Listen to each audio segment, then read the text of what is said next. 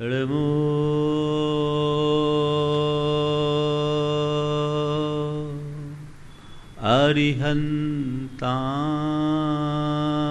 अरिहन्ताणं नमो अरिहन्ताणं नमो सिद्धाणं नमो सिद्धाणं नमो आयर्याणं नमो आयर्याणं नमो वज्झायाणं नमो वज्झायाणं नमो लोये सवशाहुनं नमो लोये सव्यसाहुणम् एषो पञ्चेणमुयारो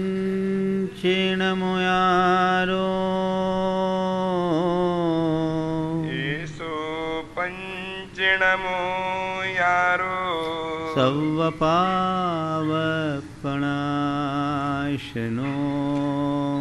सव्यपावपणाशिनो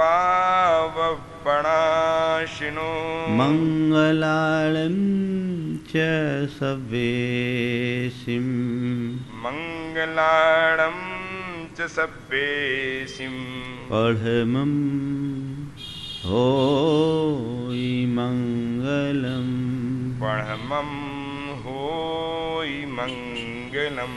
जय बोलो देवादिदेव 1008 श्री भगवान महावीर स्वामी की जय जय जय। अहिंसा परमो धर्म की जय जय जय। परम पूज आचार्य गुरुवर श्री विद्यासागर जी महाराज की जय जय जय। परम पूज प्रमाणिक संत महामना मुनिराज प्रमाण सागर जी महाराज की। परम पूज विराट सागर जी महाराज की।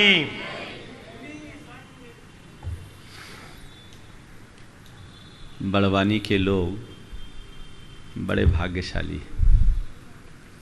भाग्यशाली इसलिए कि 52 गजा के द्वार पर बैठे हैं। अनायास ही उन्हें गुरुओं का सानिध्य मिल जाता है। 52 गजा आना और जाना बड़वानी के बिना संभव नहीं है। ये बड़वानी का सौभाग्य है कि आचार्य कुंद ने निर्वाण कांड में बड़वानी वर नयरे दक्षिण दिशि चूलगिरी शिहरे, बड़वानी के नगर के दक्षिण दिशा में चूलगिरी, ये आचार्य कुंद ने उल्लिखित किया है। ये इस बात का प्रमाण है कि बड़वानी शहर 2000 वर्ष पूर्व ही एक समृद्ध शहर के नाम पर स्थापित हो चुका था। तो होना आप लोग लकी, सिद्ध क्षेत्र के बाजू में जन्म लेने के कारण आप भाग्यशाली तो है ही। लेकिन बंधुओं, एक भाग्य वह है जो मनुष्य लेकर आता है और एक भाग्य वह है जो मनुष्य खुद बनाता है। हम अपने भाग्य में क्या लेकर आए हैं ये हमें पता नहीं, लेकिन हम अपना भाग्य कैसा बना सकते हैं ये हमें पता होना चाहिए। मेरे भाग्य में क्या लिखा है मुझे नहीं मालूम, पर मुझे अपना कैसा भाग्य लिखना है इसका मुझे पता होना चाहिए। तो मैं उस भाग्य की चर्चा नहीं करूंगा जो हम जन्मांतरों से लेकर आए हैं। उस अर्थ में तो भाग्यशाली हैं ही। मनुष्य जीवन पाया, उत्तम देश पाया, उत्तम कुल पाया, सुसंगति पाई, स्वास्थ्य पाया, सद्बुद्धि पाई, धन संपन्नता पाया। ये सब कुछ हमारे भाग्य का द्योतक है। लेकिन आज मैं आपसे एक दूसरे लक की बात कर रहा हूं, जिसे हमें इस जीवन में जीते जी बनाना है। वो है हमारा अपना भाग्य। आप अपना भाग्य बनाना चाहते हो? बोलो। कई बार लोग बोलते क्या करें, मेरा भाग्य खराब है, मेरे भाग्य फूटे हैं। देखिए, अतीत के भाग्य के लिए तो किसी का वश नहीं है, जो है उसे स्वीकारना पड़ता है। पर मैं जिस भाग्य की बात आज आप सबसे कर रहा हूं, जिस लक की बात आप सबसे करने जा रहा हूं, वो पूरी तरह आपके हाथ में है। आप उसे 100% बना सकते हो, जगा सकते हो। चाहते हो? चलिए, भाग्य को अंग्रेजी में लक बोलते हैं। लक की स्पेलिंग क्या है? LUCK। 4 ही अक्षर है ना। 4 बातों में आज आपका लक बनाऊंगा। सबसे पहले L यानी लाइफ स्टाइल। तुम्हारी लाइफ स्टाइल कैसी है, ये देखने की कोशिश करो। अपना भाग्य जगाना चाहते हो, अपना भाग्य बनाना चाहते हो, तो सबसे पहले अपनी लाइफ स्टाइल को देखो। क्या है लाइफ स्टाइल? अभी भी कई लोग बिस्तर पर सो रहे होंगे, उनका सूरज नहीं उगा होगा। तुम्हारी लाइफ स्टाइल कैसी है तुम्हें देखना है। मतलब जीवन शैली पर विचार, उठना बैठना, खाना पीना, आचार विचार व्यवहार, सब मनुष्य की लाइफ स्टाइल पर निर्भर करती है। यदि तुम्हारी लाइफ स्टाइल सही है तो ये सब कुछ सही होगा, और लाइफ स्टाइल गलत है तो ये सब कुछ गलत होगी। मैं आपसे एक सवाल करता हूं, आप किस तरह के व्यक्ति को पसंद करोगे? एक व्यक्ति बहुत संपन्न है, पावरफुल है, लेकिन लाइफ स्टाइल खराब है, और एक व्यक्ति शुद्धाचारी है, साधारण है, शुद्धाचारी है, सदाचारी है, लाइफ स्टाइल व्यवस्थित है। दोनों में किसे चुनना पसंद करोगे? हाँ, दूसरे वाले को कि पहले वाले को? हाँ, दूसरे वाले को। दोनों में खुश ज्यादा कौन है, पहले वाला या बाद वाला? बाद वाला। दोनों में तुम किसे भाग्यशाली मानोगे, पहले वाले को या बाद वाले को?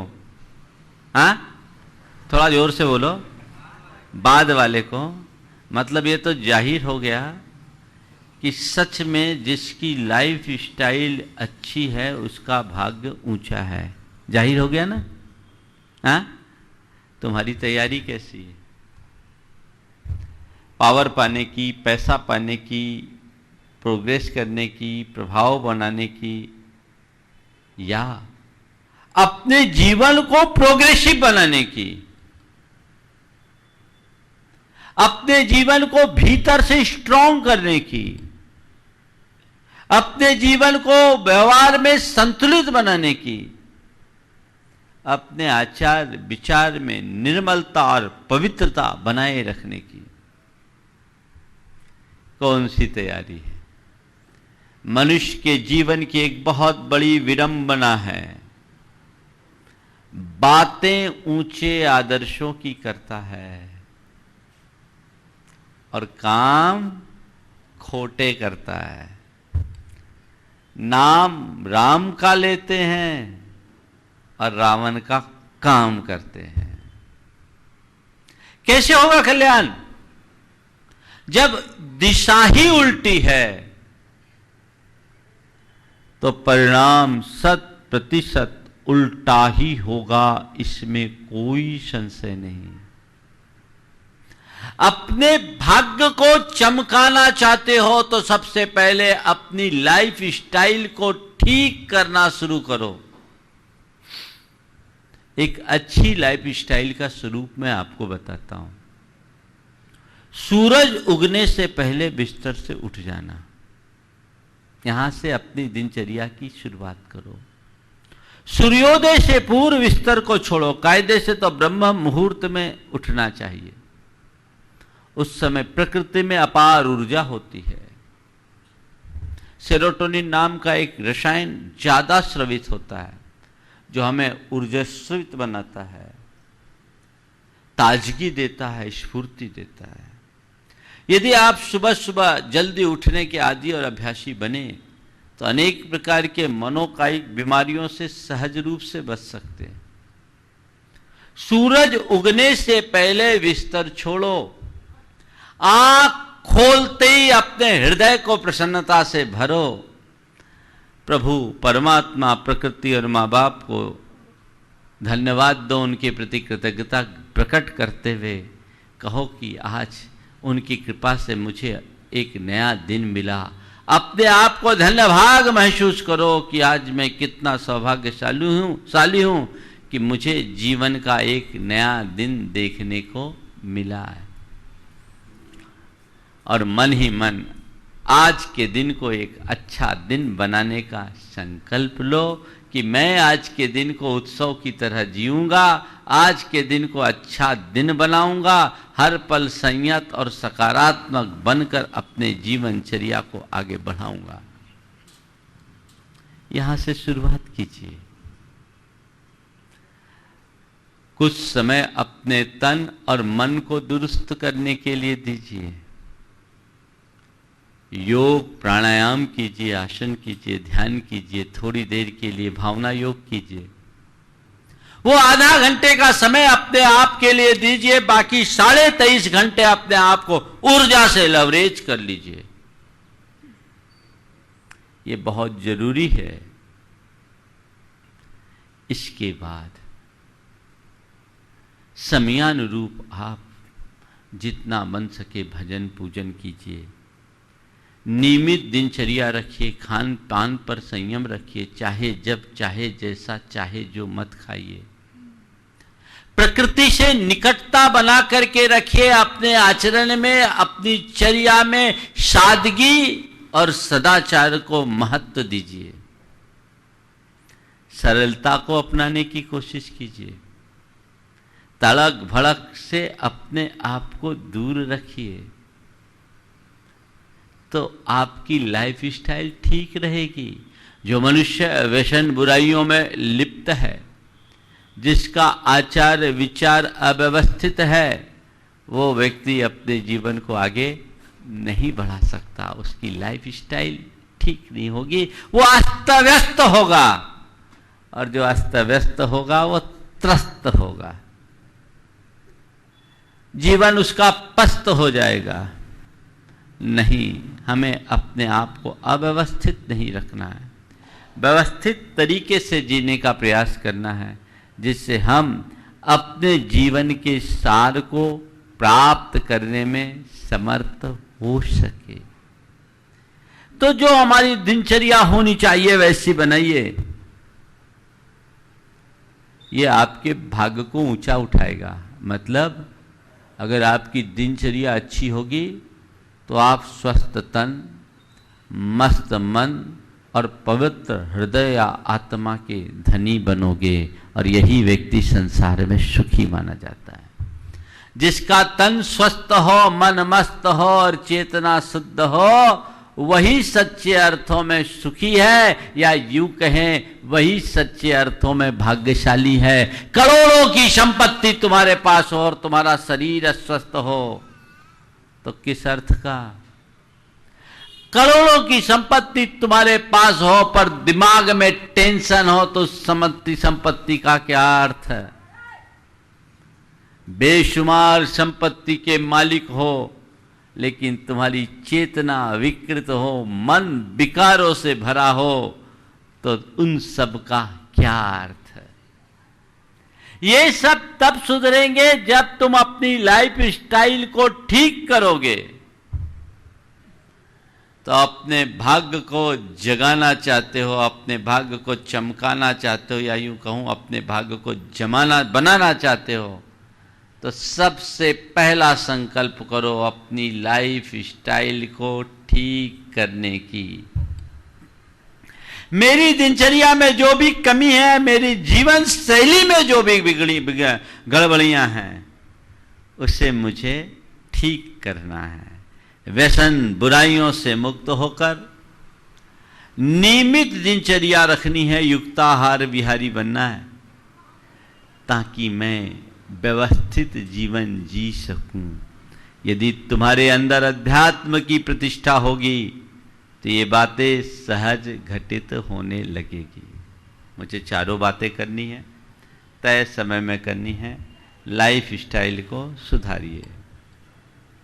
दूसरी बात है understanding. You for understanding. Understanding का मतलब समझ। जीवन और जीवन की व्यवस्था के प्रति सही समझ जगाइए।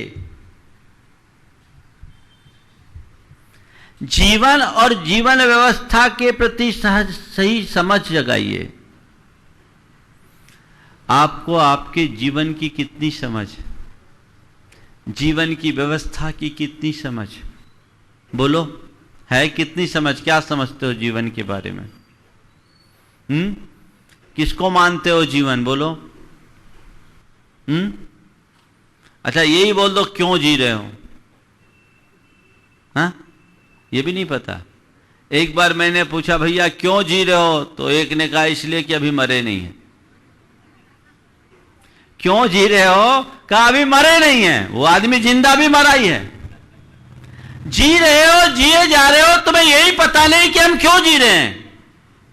जीवन तुम बिता रहे हो पर तुम्हें जीवन का पता नहीं, तो जीवन का मजा क्या होगा? अपने जीवन की समझ होनी चाहिए, जीवन की व्यवस्था की सही समझ होनी चाहिए। यदि जीवन और जीवन की व्यवस्था को सही ढंग से समझ लोगे, कभी दुखी नहीं होगे, कभी दुखी नहीं होगे। जीवन क्या है? जिसके एक छोर में जन्म, एक छोर में मृत्यु, उसका नाम है जीवन। जीवन क्या है? एक तरफ जन्म, एक तरफ मरण। जन्म का दिन हमें पता है, मरण का दिन हमें पता नहीं है। पता है क्या? बोलो। बर्थ सर्टिफिकेट तो बन गया, डेथ सर्टिफिकेट बनता है, पर मरने के बाद तुम्हें पता नहीं। जन्म के दिन का सबको पता है, मरण के दिन का किसी को पता नहीं। लेकिन ध्यान रखना, प्रकृति ने उसी दिन हमारे मरण का डेट निश्चित कर दिया जिस दिन हमने जन्म लिया। ये मरण का दिन कभी भी आ सकता है। जीवन मरण तक कभी भी पहुंच सकता है। सच्चे अर्थों में यदि मैं आपसे बात करूं तो हम जी नहीं रहे हैं, मृत्यु के निकट जा रहे हैं। पल पल मौत के निकट जा रहे हैं, क्योंकि क्षण क्षण हमारा जीवन छीन हो रहा है। जीवन बीत रहा है। जन्म के बाद तो मृत्यु ही होगा, और मृत्यु होगी, और मृत्यु के बाद जन्म होगा। तो जीवन जिसके एक छोर में जन्म, एक छोर में मृत्यु, वो जीवन है जो कभी भी नष्ट हो जाने वाला है। कभी भी मृत्यु हमारा वरण कर लेगी। हमें इसे समझना चाहिए, और इसे समझते समझते एक बात समझना चाहिए, जीवन नश्वर है, जीव शाश्वत है। जीवनधारी जीव है। जीवन तो विनाशिक है, जिसके एक तरफ जन्म, एक तरफ मृत्यु, लेकिन जो भीतर का जीव है वो अजन्मा है, अमर है, जिसका न जन्म है न मरण, अजर अमर अविनाशी है। तो जीवन की नश्वरता को पहचानते हुए, जीव की अमरता को जानते हुए, इस जीवन में अपने जीव को सुधारने का प्रयत्न करना ही जीवन का सही लाभ है। यही उद्देश्य होना चाहिए, यही मकसद होना चाहिए। मेरा जीवन नश्वर है, मेरा क्या, सबका जीवन नश्वर है। है इसका आभास? नश्वरता को समझ लो। अगर मनुष्य अपने जीवन की नश्वरता को याद करे, समझे, तो उसका जीवन कभी बिगड़ नहीं सकता। मैं आपसे एक बात करता हूं, थोड़ी देर के लिए आंख बंद करके कल्पना करो। एक कल्पना कराता हूं कि अभी अगर मेरे प्राण निकल जाए तो क्या होगा। सोचो, भगवान न करे किसी के प्राण निकले, लेकिन कभी भी किसी के प्राण निकल सकते हैं कि नहीं? बोलो, अगली सांस का भरोसा है? नहीं है ना। मैं बोल रहा हूं, अगला वाक्य बोल पाऊं इसका मुझे पता नहीं, और तुम सुन पाओ इसकी गारंटी नहीं है ना। और इसी दशा में मेरे प्राण चले जाए तो जा सकते हैं कि नहीं? बोलो, जा सकते हैं? अगर तुमसे अभी मैं कह दूं कि आज मुझे दिव्य ज्ञान प्रकट हुआ है, और सही में हुआ भी है, ठीक है ना। गौतम पैलेस में था, गौतम स्वामी ने एक संदेश मुझे दिया सुबह से कि आज बड़वानी वाले को सुना देना। बता दूं, उनने बता दिया तुम लोगों की उम्र कितनी है। सबकी उम्र मुझे पता है, बता दूं, और बिल्कुल एक्यूरेट है, एक भी इधर उधर नहीं होगा। और बोलो, अगर मैं तुम्हारे लिए बता दूं कि अमुक तुम्हारा जीवन इतना सा ही बचा है तो तुम क्या करोगे? पहले बोलो, फिर बताऊंगा। हाँ, बोलो, मैं बता दूं कि तुम इतने दिनों के मेहमान हो तो तुम क्या करोगे?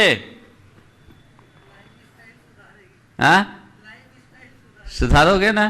पक्का? कौन कौन सुधारेंगे? थोड़ा हाथ उठाओ। सब सुधारेंगे? क्यों महावीर जी, सब सुधारेंगे? उसी लिए बैठे हैं। सब सुधारेंगे?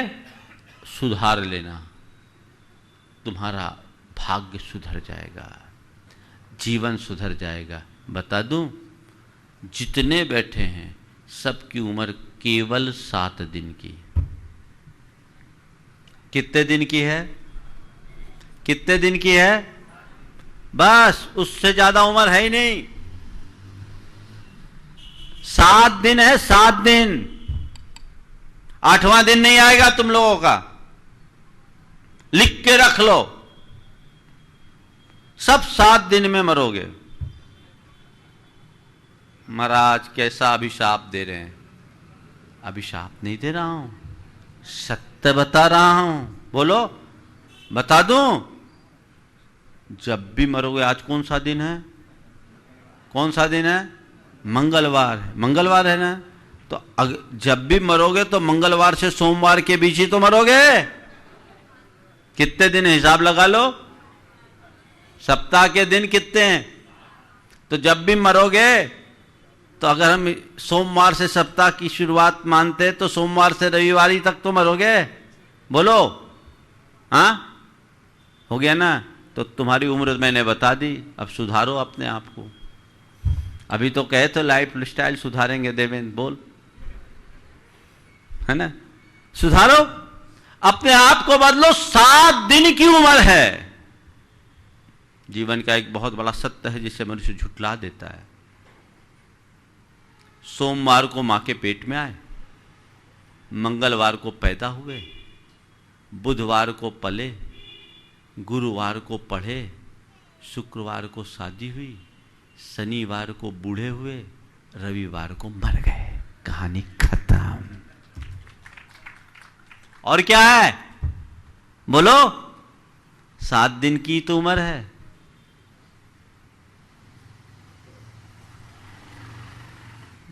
और क्या है?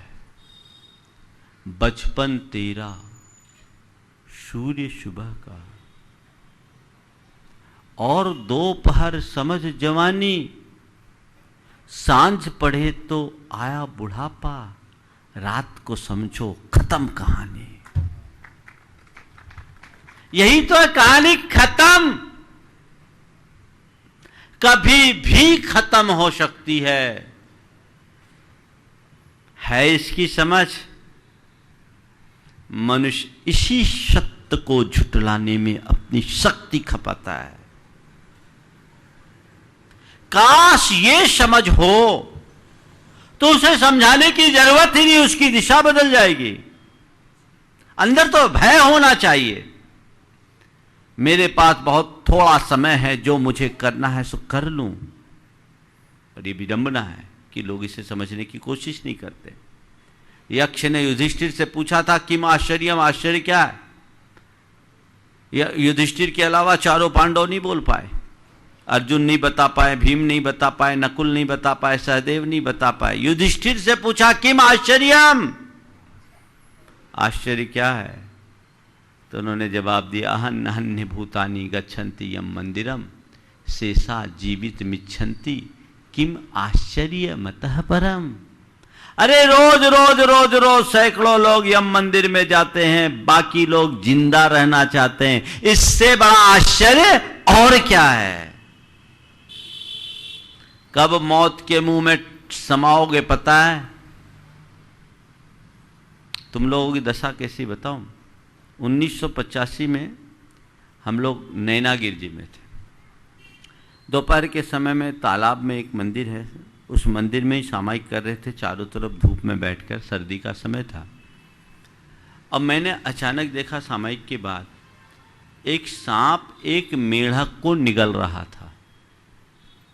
सांप पानी में एक मेढक को निगल रहा था। करीब 30% मेढक सांप के मुंह में था, बल्कि ज़्यादा ही था, 40%। इसी बीच एक छोटा सा कीड़ा उधर से गुजरा और मेढक उसे निगलने की कोशिश कर रहा था। है कहाँ? सांप के मुंह में, और मेढक उसे निगलने की कोशिश कर रहा था। गुरुदेव बाजू में थे। मैंने कहा गुरुदेव देखो ये कैसा दृश्य है? गुरुदेव ने कहा ये संसार का चित्र है। हर संसारी प्राणी काल रूपी सांप के मुंह में बैठा है, मेढक की भांति, फिर भी टर्र टर्र टर्रा रहा है। भैया कब तक टर्राओगे? कब निकल जाए इस काल के सांप? कल ये काल का सांप तुम्हें कब निकल जाए, इसका कोई ठिकाना नहीं। इस सच्चाई को समझो और जीवन को रास्ते पे लगाने का प्रयास करो, वो तुम्हारे जीवन की उपलब्धि होगी। बाकी सब चीजें तो व्यर्थ है। जिसे जीवन की सही समझ होती है वो व्यर्थ की बातों में कभी उलझने का भाव नहीं रखता। समझ रहे हो? अपने आप रास्ते पे लग जाओगे, लेकिन तुम लोग समझे समझाए ना समझो, सब इतना समझ रखे हो कि जितनी बातें प्रवचन में हो प्रवचन की है, बाहर जाओ तो इनका कोई मतलब। काश हमें जीवन की सही समझ होती तो हम व्यर्थ की बातों में उलझने का भाव ही नहीं रखते।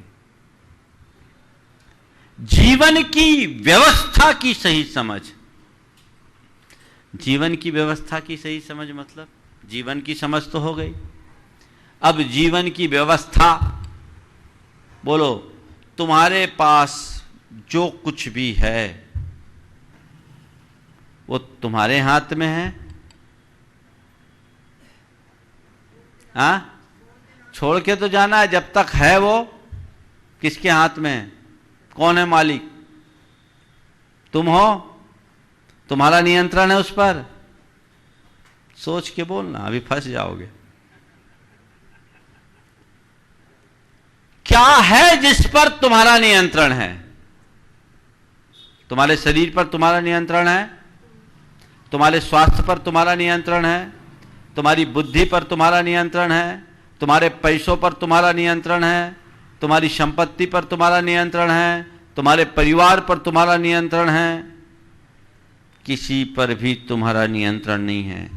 ये बात और है कि हर पल तुम अपना नियंत्रण स्थापित करने की कोशिश करते हो, और जब सफल हो जाते हो तो अभिमान में फूल जाते हो, असफल होते हो तो रोने लगते हो, अवसाद में पड़ जाते हो।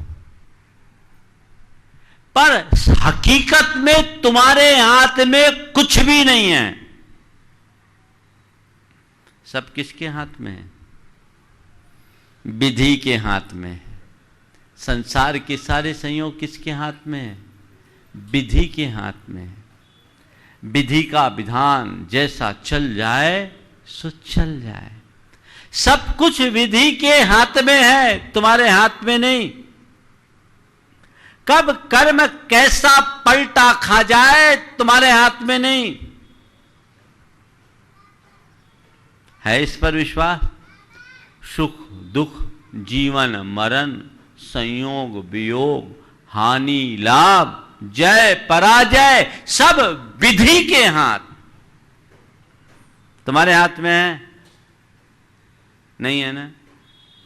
अच्छा ये बताओ, आप कहीं जाते हो, कोई बात होती है, वहां की व्यवस्थाएं आपके अनुकूल नहीं होती, फिर भी आप उसको स्वीकार करते हो या अस्वीकार करते हो?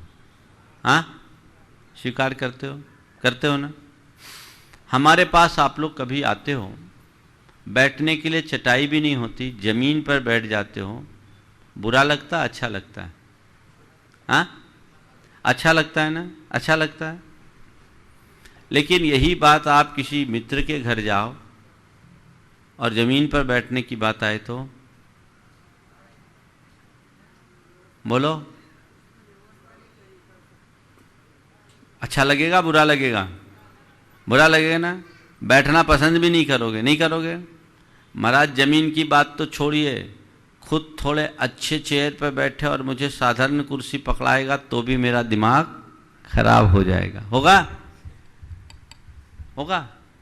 सवाल, जमीन पर बैठने से तकलीफ हुई या उसको अस्वीकार करने से तकलीफ हुई? बोलो। यहां तो आप जमीन से बैठे, बड़े आनंद से बैठे, वहां आपको जमीन नहीं, फर्श भी है, पर आपके मन अनुकूल नहीं है, आपको बैठने में तकलीफ हो रही है। यहां आपको कोई तकलीफ नहीं हुई, क्यों? आपने इसे स्वीकार लिया। वहां आपको तकलीफ हुई, क्यों? क्योंकि आपने उसे स्वीकार नहीं किया। यहां आपने स्वीकार क्यों किया? भैया यही यहां की व्यवस्था है ना। यहां की यही व्यवस्था है, आपने एक्सेप्ट कर लिया। हाँ, मेरे पास भी आओ और कोई आ जाए, उसके लिए तो मैं चटाई बिछवाऊं, किसी को बोल के कि इसको चटाई पे बिछा दो भैया, और तुम्हारे लिए इशारा करके बैठूं कि यहीं बैठ जाओ, तो दिमाग खराब होगा। होगा ना? बोलो, होगा कि नहीं होगा? होगा। यार महाराज भी उसको इतना वेट दे रहे हैं, मैं रात दिन लगता हूं, मुझे कुछ पूछते ही नहीं, मेरी कोई वैल्यू ही नहीं। क्या हुआ? यहां एक्सेप्टेंस नहीं है। बात समझिए, ये उदाहरण है, लेकिन इसमें जीवन का गहरा निचोड़ है। जिस व्यवस्था को हम स्वीकार लेते हैं वो हमारे लिए सुखकारी बन जाती है, और जिसे स्वीकार नहीं करते वो दुखदाई बन जाती है।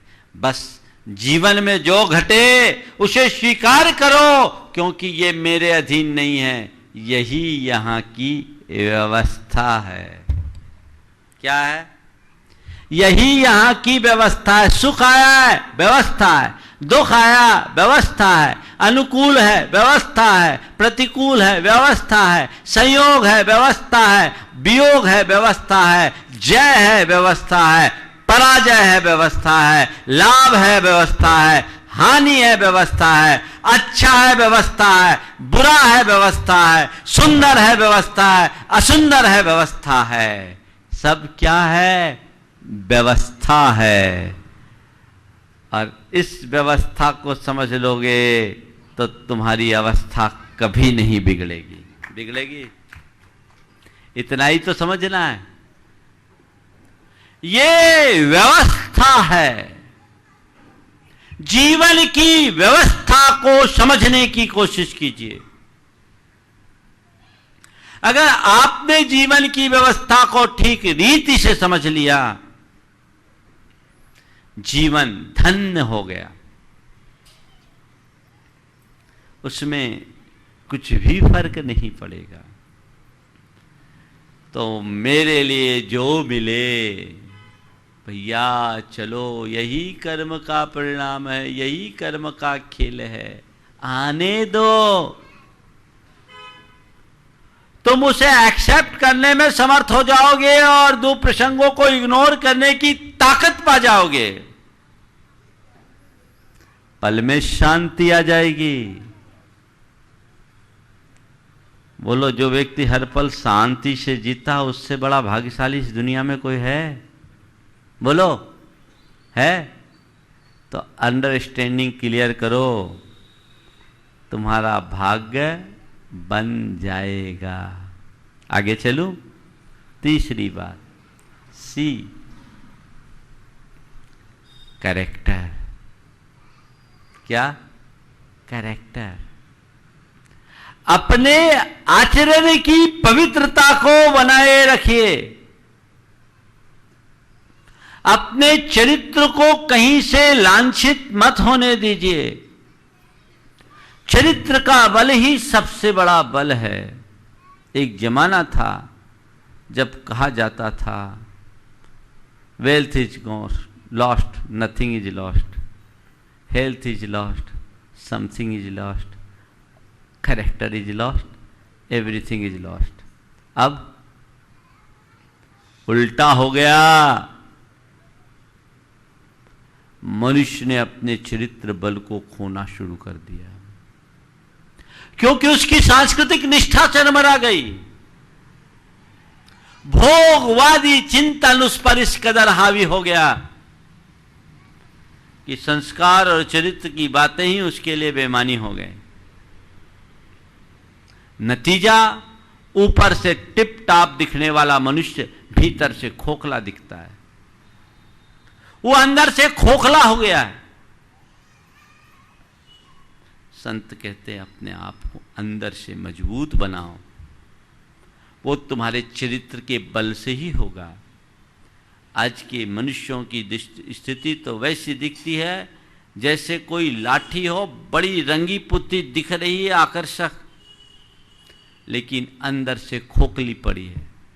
वो लाठी लुभावनी भले हो जाए, आकर्षक भले दिख जाए, लेकिन वो लाठी काम की नहीं होती। तुम्हारा चरित्र बल अच्छा होगा तो तुम हर बातों का सामना कर सकते हो, हर स्थितियों का मुकाबला कर सकते हो। और तुम्हारा चरित्र बल कमजोर होगा तो तुम हर जगह फिसड्डी साबित होगे। आज ऐसे अनेक लोग जो बड़े ऊंचे ऊंचे ओहदे पर भी रहे, अपनी चारित्रिक दुर्बलता के कारण आज सलाखों के पीछे सड़ रहे हैं उदाहरण। ऐसे लोग जिन्हें जनता ने पूजा, अपना चरित्र खोकर आज भी वो सलाखों के बीच में सड़ रहे हैं। समझो, चरित्र की ताकत को पहचानो। अगर तुम्हारा चरित्र निर्मल होगा तो दुनिया में कोई तुम पर उंगली नहीं उठा सकता, और चरित्र गड़बड़ होगा तो तुम कहीं सम्मान नहीं पा सकते।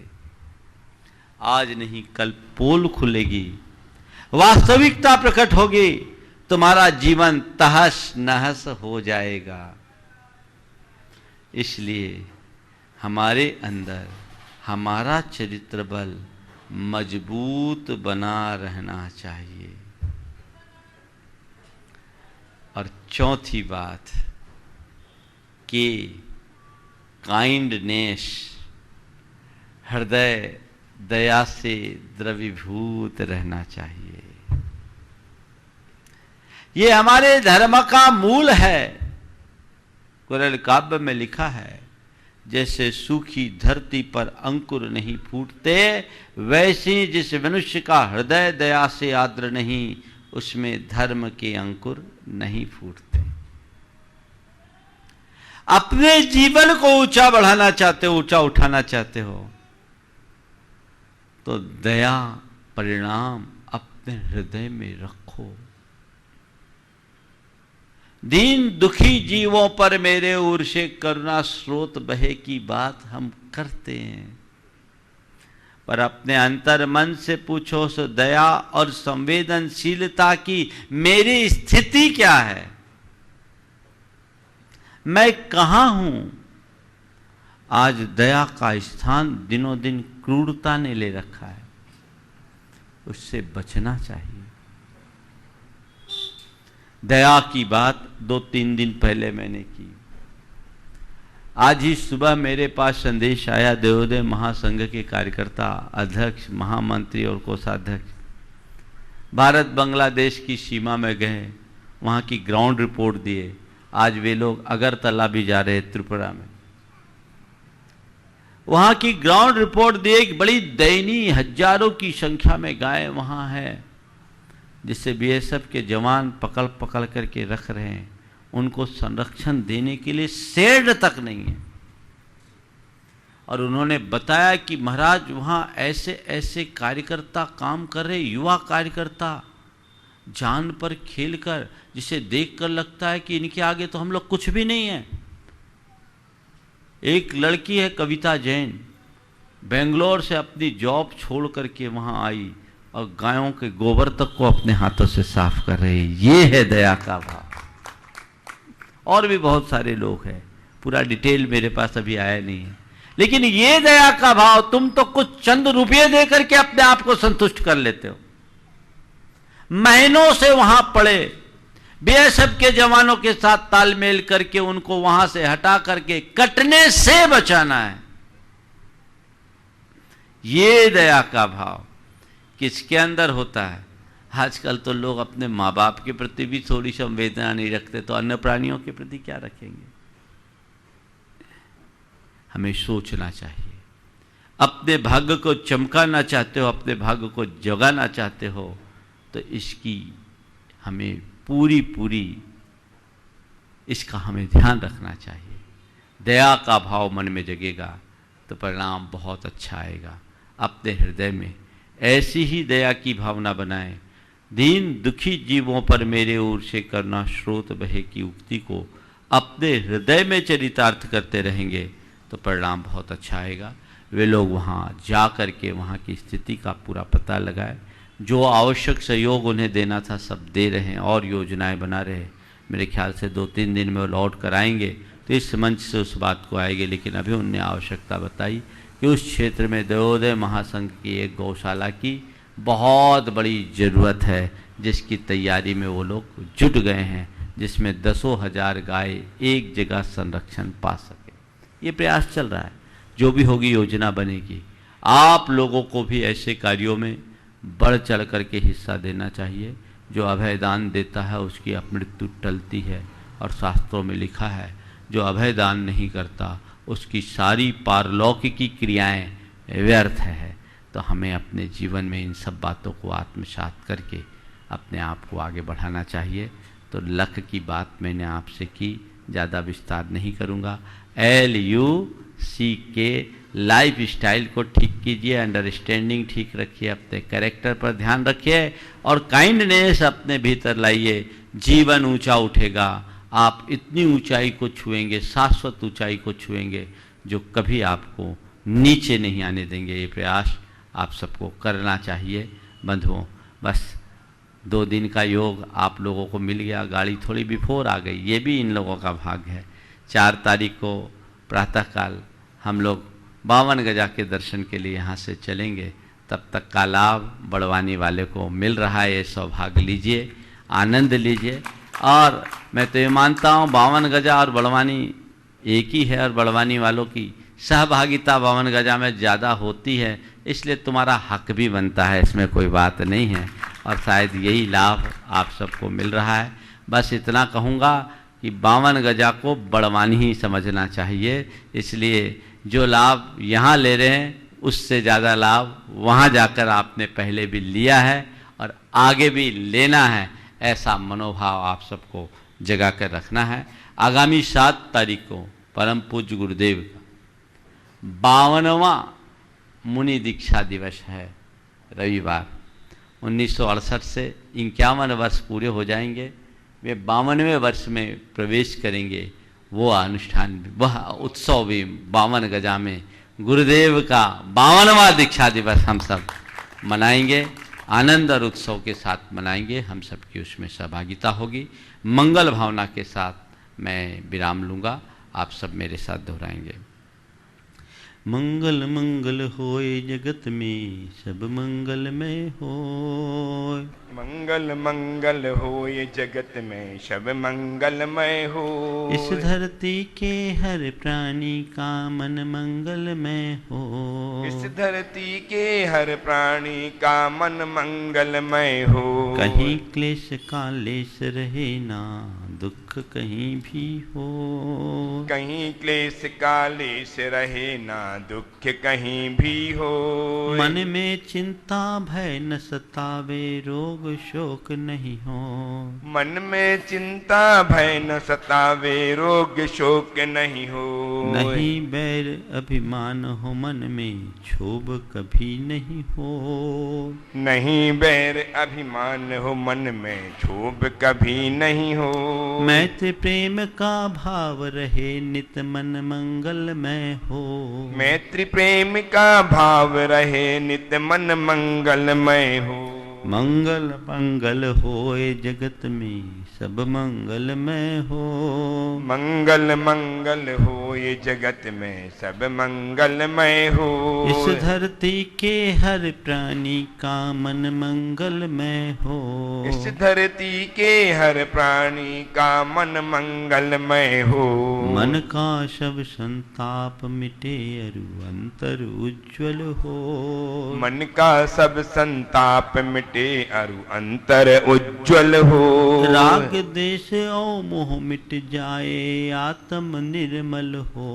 राग द्वेष और मोह मिट जाए आत्म निर्मल हो। प्रभु का मंगल गान करे सब पापों का क्षय हो। प्रभु का मंगल गान करें सब पापों का क्षय हो। इस जग के हर प्राणी का हर दिन मंगलमय हो। इस जग के हर प्राणी का हर दिन मंगलमय हो। मंगल मंगल होए जगत में सब मंगलमय हो। मंगल मंगल हो ये जगत में सब मंगलमय हो। इस धरती के हर प्राणी का मन मंगलमय हो। इस धरती के हर प्राणी का मन मंगलमय हो। गुरु हो मंगल प्रभु हो मंगल धर्म सुमंगल हो। गुरु हो मंगल प्रभु हो मंगल धर्म सुमंगल हो। मात पिता का जीवन मंगल परिजन मंगल हो। मात पिता का जीवन मंगल परिजन मंगल हो। जन का मंगल घन का मंगल मन का मंगल हो। जन का मंगल गण का मंगल मन का मंगल हो। राजा प्रजा सभी का मंगल धरा धर्ममय हो। राजा प्रजा सभी का मंगल धरा धर्ममय हो। मंगल मंगल होए जगत में सब मंगलमय हो। मंगल मंगल हो ये जगत में सब मंगलमय हो। इस धरती के हर प्राणी का मन मंगलमय हो। इस धरती के हर प्राणी का मन मंगलमय हो। मंगलमय हो प्रातः हमारा रात सुमंगल हो। मंगलमय हो प्रातः हमारा रात सुमंगल हो। जीवन के हर पल हर क्षण की बात सुमंगल हो। जीवन के हर पल हर क्षण की बात सुमंगल हो। घर घर में मंगल छा जावे जन जन मंगल हो। घर घर में मंगल छा जावे जन जन मंगल हो। इस धरती का कण कण पावन ओ मंगलमय हो। इस धरती का कण कण पावन ओ मंगलमय हो। मंगल मंगल होए जगत में सब मंगलमय हो। मंगल मंगल हो ये जगत में में सब मंगलमय हो। इस धरती के हर प्राणी का मन मंगलमय हो। इस धरती के हर प्राणी का मन मंगलमय हो। सब जग में मंगल बढ़े, टले अमंगल भाव। है प्रमाण की भावना सब में हो सद्भाव। जय बोलो परम पूज्य आचार्य गुरुवर श्री विद्यासागर जी महाराज की जय। परम पूज्य महामना मुराद प्रमाण सागर जी महाराज की